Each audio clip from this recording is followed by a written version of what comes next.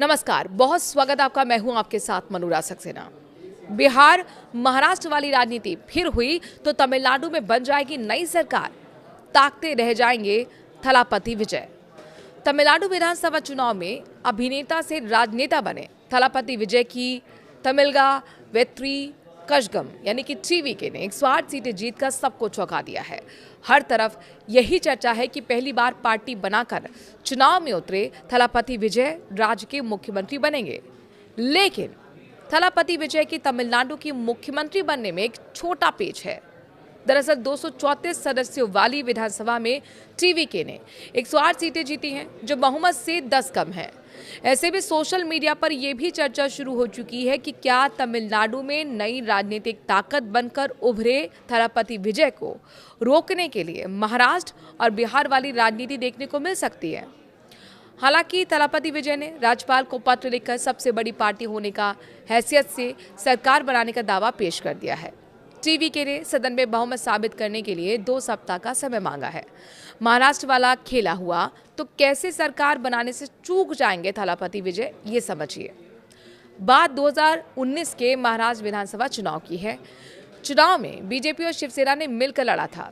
Result आया तो BJP को सबसे ज्यादा 105 सीटें मिली, सहयोगी शिवसेना को 56 सीटें मिली। इस हिसाब से इस गठबंधन के पास बहुमत के नंबर 145 से कहीं ज्यादा 161 विधायकों का समर्थन प्राप्त हुआ था। लेकिन सरकार गठन से ठीक पहले मुख्यमंत्री पद की डिमांड को लेकर शिवसेना ने बीजेपी का साथ छोड़ दिया। इसके बाद Shiv Sena 56 plus, NCP 54 plus, Congress के 44 विधायकों ने मिलकर नई सरकार का गठन बना लिया।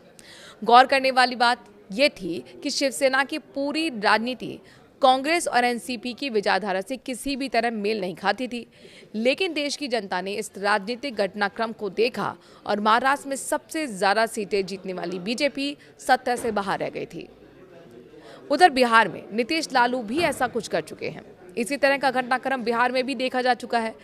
बिहार की राजनीति में नीतीश कुमार और लालू प्रसाद यादव एक दूसरे के धुर विरोधी माने जाते रहे हैं, लेकिन दोनों बीजेपी को सत्ता से बाहर रखने के लिए 2 मौकों पर हाथ मिलाकर सरकारें बना चुके हैं।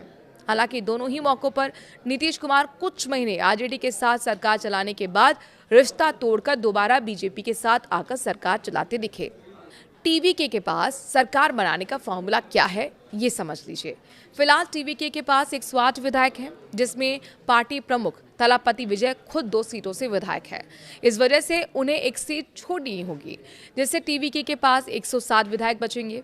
तमिलनाडु में बहुमत के लिए 118 विधायकों की जरूरत है। ऐसे में टीवीके सूत्रों का कहना है कि वो कांग्रेस के 5, सीपीआई के 2 और इंडियन यूनियन मुस्लिम लीग के 2 और डीएमडी के, एएमएमके, एमकेजेड के यानी कि तमाम जो अलग अलग पार्टियां हैं, छोटी पार्टियां, उनका समर्थन लेकर बहुमत का आंकड़ा छू सकते हैं।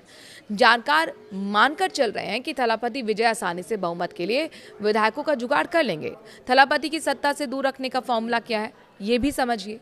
अगर तमिलनाडु में भी महाराष्ट्र और बिहार वाली राजनीति हुई तो डीएमके के 59 प्लस, एडीएमके के 47 प्लस, कांग्रेस 5 प्लस और PMK 4 plus, IUML 2 plus, CPI के 2 विधायकों का समर्थन लेकर बहुत बड़ा आंकड़ा 119 को पार किया जा सकता है। इस फॉर्मूला को लेकर चर्चा यह है कि तमिलनाडु के पूर्व मुख्यमंत्री और जयललिता के सबसे करीबी नेता पनीरसेल्वम इस समय डीएमके का हिस्सा है। संभावनाएं तलाशी जा रही हैं कि क्या पनीरसेल्वम को आगे कर धुर विरोधी डीएमके और एडीएमके को एक साथ लाया जा सकता है। हालांकि राजनीति के जानकार इस संभावना को सिरे से खारिज करते हैं। आप क्या सोचते हैं? कमेंट के जरिए अपनी राय जरूर रखिए।